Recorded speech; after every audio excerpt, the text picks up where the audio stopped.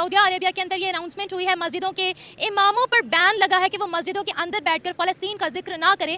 मैं तो इसके मुखालिफ हूँ। वो भी मुसलमान है, फ़लस्तीन जो है मुसलमान है, हमारा किबला था पहले। इसराइल की गवर्नमेंट ने अभी तक ठीक किया क्या है? कायदे आज़म ने ऐसे तो नहीं था कहा ना कि भाई ये इसराइल जो है वो अमेरिका की नाजायज़ औलाद है।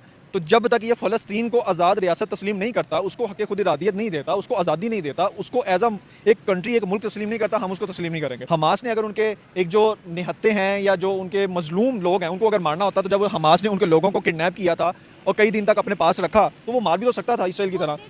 हॉस्टेजेस जिनको बनाया गया था, उसके बाद जब वही हॉस्टेजेस जब हमास की कैद से निकल के बाहर आए, तो उनकी औरतें, उनकी लड़कियां क्या बयान देती रही हैं, क्या कहती रही हैं, मेरा ख्याल है कि ये मुझसे बेहतर आप जानती होंगी। सऊदी किंग एमबीएस ने अपने यहाँ के मस्जिदों में अपने इमामों पर यह पाबंदी लगा दी है कि कोई भी इमाम सऊदी अरब के मस्जिदों में कोई भी हमास के लिए, कोई भी फ़लस्तीन के लिए दुआ नहीं पढ़ेगा। इस पर पाकिस्तानी काफ़ी ज़्यादा खफा हो चुके हैं। और दोस्तों, एक पाकिस्तानी का कहना जब आप सुनोगे, उसके दिमाग में जो चल रहा है उसको सुनोगे, तो आप भी कहोगे कि वाह पाकिस्तानी, क्या बात है। तो दोस्तों, ओरिजिनल वीडियो का लिंक है डिस्क्रिप्शन में, निमरा अहमद ऑफिशियल का वीडियो है, तो जाइएगा, उनको भी सपोर्ट कीजिएगा। बढ़ते हैं दोस्तों देर ना करते हुए वीडियो की तरफ।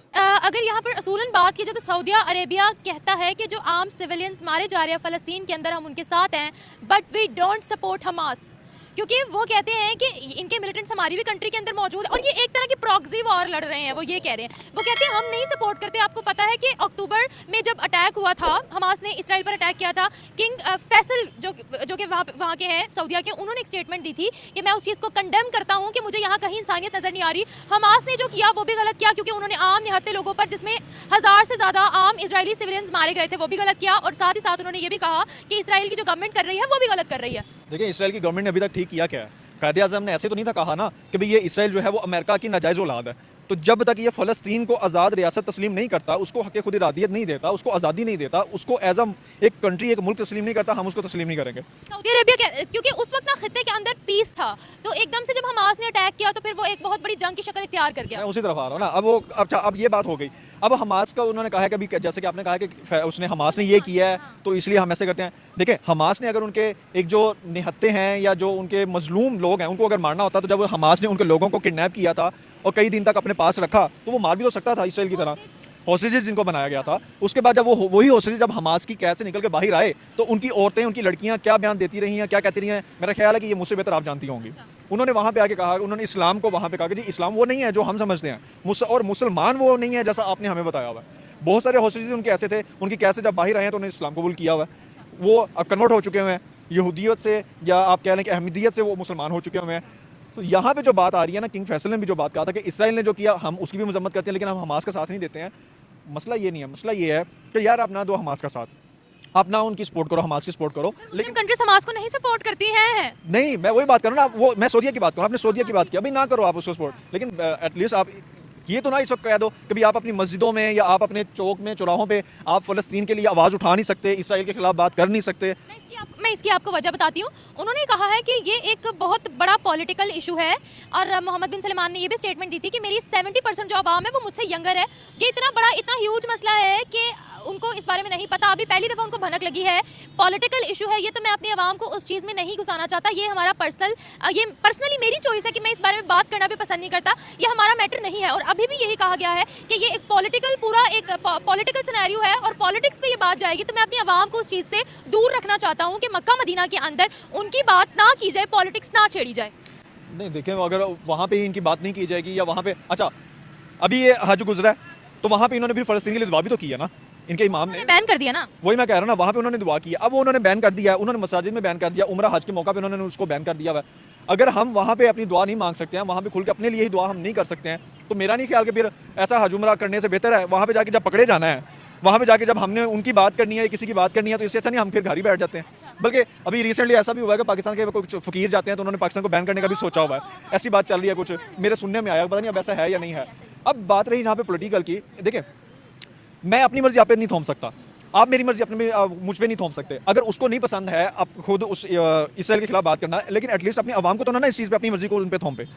आपको इसकी मिसाल ऐसे दूंगी, हर कंट्री के ना पर्सनल मफादात हो, मतलब नेशनल इंटरेस्ट जो है वो हर कंट्री के लिए फर्स्ट इसका है। मतलब है कि अगर हम मेरे कुछ पर्सनल अपने मफादात हैं, मिसाल देने अपने लगी। मुसलमान बहन भाइयों को मरने दूं, उस पे मैं आवाज भी ना उठाऊं। हम तो कर रहे हैं ना सर। नहीं, चाइना मैं के उनकी बात अंदर, कर रहा हूं। अच्छा चाइना के अंदर देखें कितनी मस्जिदों को शहीद किया गया, ऑन द बिल्कुल किया रिकॉर्ड गया, चीजें मौजूद बिल्कुल किया है। गया, उन्होंने मुसलमान मस्जिदों के इमामों को निकाल कर बाहर सड़क पर उन्होंने ब्रेक डांस करवाया, ब्रेक डांस। बिल्कुल ऐसे ही है। दिस इज नॉट एक्सेप्टेबल ना। जी, जी। और ऑफिशियल तौर पर एक भी स्टेटमेंट नहीं आई, और ना ही हमें इस चीज की इजाजत है यहाँ खड़े होकर हम कोई भी प्रोटेस्ट करें, अगले दिन हम जेल में मिलेंगे। देखिए हमने अपने नेशनल इंटरेस्ट, पर्सनल इंटरेस्ट को फर्स्ट रखा ना, आई थिंक फिर जो बाकी की कंट्रीज हैं उनके लिए भी उनकी कंट्री फर्स्ट है।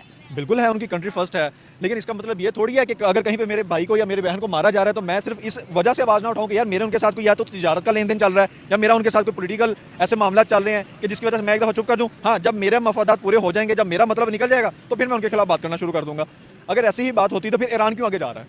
इवन दो कि ईरान का अगर आप एक जोग्राफिकली आप उसको देखें ना, तो बहुत सारे ऐसे मामला थे जो कि ईरान का और इसराइल के आपस में भी हैं, जाते रहे पहले। बिफोर 1970 ईरान के और इसके इसराइल के आपस में बहुत अच्छे ताल्लुकात थे, जब तक रेवोल्यूशन से पहले, जब तक खमीनी नहीं था आया। जब खमीनी आया तो उसके बाद आने के बाद उसने कहा जी नहीं, ऐसे नहीं चल सकता, इसराइल को हम उस वक्त तक तस्लीम नहीं करेंगे जब तक फ़लस्तीन को नहीं छोड़ेगा, जो कि बात उस वक्त कायदे आज़म ने की थी, उनसे 30-35 साल पहले की बात है। इसी तरह से यही बात है ना कि अगर मैं अपने मतलब को है, इसका मतलब है कि भाई यहाँ पे अगर मेरे सामने किसी को मारा जा रहा होगा और ये भाई मारने वाले होंगे तो इसके साथ मुझे कोई मतलब होगा। मैं कहूँगा भाई नहीं भाई, अगर मैंने इसका हाथ रोक लिया ना तो जो मेरा इससे काम है ना वो नहीं रुक जाएगा। पाकिस्तान में आम हो रहा है ना, हो रहा है ना, यही तो मैं एक बताना चाह रहा हूँ आपको।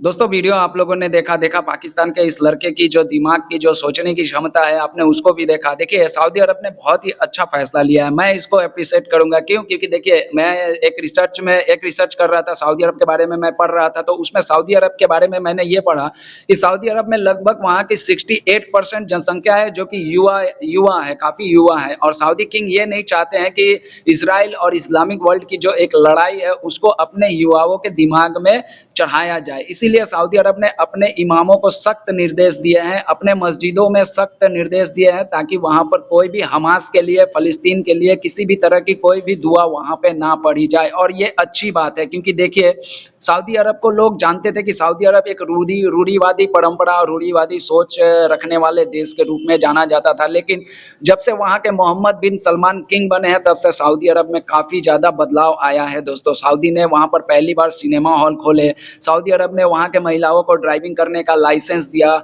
सऊदी अरब ने महिलाओं को घर से अकेले निकलने पर, महिलाओं को काम करने पर, महिलाओं को व्यवसाय करने तक की सब कुछ छूट दे रखी है, जो कि पहले सऊदी अरब में इस तरह के कोई भी कानून नहीं था। कोई भी महिलाएं सऊदी अरब में बिना अपने शौहर, बिना अपने घर के किसी सदस्य या पिता या भाई कोई भी हो उसको लेकर बिना लिए बाहर नहीं निकल सकती थी। लेकिन सऊदी ने अपने फ्यूचर को देखते हुए सऊदी अरब ने बहुत अच्छे फैसले लिए हैं जो कि काबिले तारीफ भी है। लेकिन पाकिस्तान के लोग अभी भी सोचते हैं कि सऊदी अरब जो पुरानी रूढ़िवादी परंपरा है उसी में जकड़ा रहे, सऊदी अरब उसी तरह रहे जो पहले हुआ करता था। देखो वो सऊदी अरब का निजी मामला है, वो अपने मस्जिदों में किसी के लिए नमाज पढ़ने के लिए पाबंदी लगाए या किसी के लिए दुआ करने के लिए पाबंदी लगा, वो उसका निजी मामला है। लेकिन पाकिस्तान के लोग इस पर ज्यादा कुछ बोलते हैं, ये भी मुझे थोड़ा सा हजम नहीं होता है। देखिए मैं हिंदुस्तान में रहता हूँ, पाकिस्तान में क्या होता है क्या नहीं होता है उससे मेरा कोई प्रॉब्लम नहीं है। मैं यहाँ से बैठ के ये नहीं कह सकता कि नहीं पाकिस्तान में ये होना चाहिए या